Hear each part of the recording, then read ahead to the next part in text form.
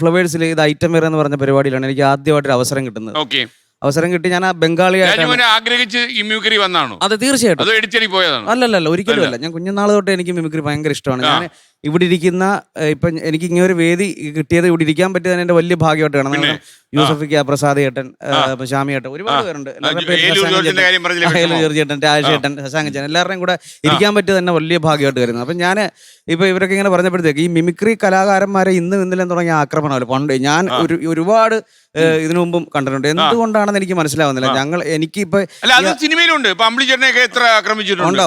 പക്ഷേ അവിടെ എല്ലാം വർക്ക് ചെയ്യുന്നുണ്ടല്ലോ ഈ ലൈറ്റാ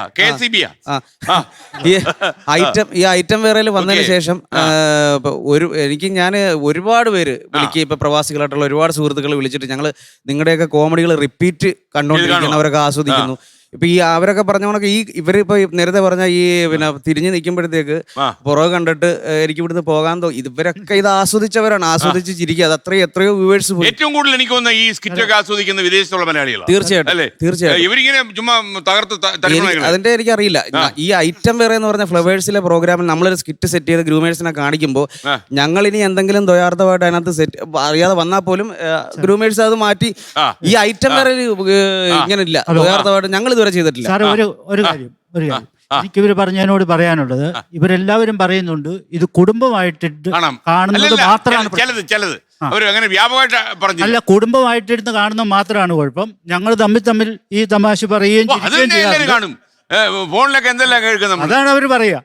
അല്ലാതെ പ്രോഗ്രാമിനൊരു കുഴപ്പമില്ല. ഞാൻ പറഞ്ഞാണ് പ്രശ്നം. അവിടെ ലൈറ്റ് ഉണ്ട്, പിന്നെ ഈ പെരുമ്പാവൂർ ചേട്ടൻ പറഞ്ഞ പോലെ കാലഹരണപ്പെട്ടത് പുള്ളിയാണോ എന്ന് എനിക്ക് സംശയമുണ്ട്. തീർച്ചയായിട്ടും പുള്ളി ഇപ്പോഴും കിലുക്കത്തെ തമാശ കാണുമോ? ഇപ്പോഴും റിപ്പീറ്റഡ് ആയി കിലുക്കത്തെ തമാശ.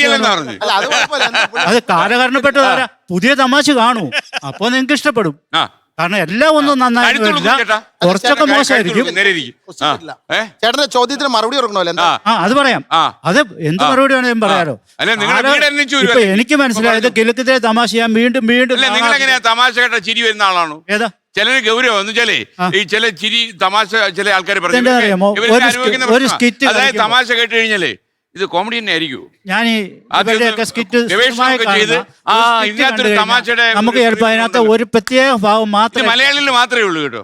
നമ്മൾ മാത്രമേ ഉള്ളൂ ഒരു തമാശ കേട്ട് കഴിഞ്ഞാൽ അല്പം ആലോചിച്ച് ചിരിക്കാൻ തീരുമാനിക്കുന്നു. നമ്മൾ തമാശ ചിരിച്ചേക്കണം, നിർദോഷമായ കാര്യം. ലോകത്തെവിടെയായാലും ഏത് സമയത്തും 24 വാർത്തകളും ഓഗ്മെന്റഡ് റിയാലിറ്റി പാക്കേജുകളും എക്സ്പ്ലെയിനറുകളും വിശദമായി കാണാൻ ഞങ്ങളുടെ യൂട്യൂബ് ചാനൽ നിങ്ങൾക്ക് സബ്സ്ക്രൈബ് ചെയ്യാം.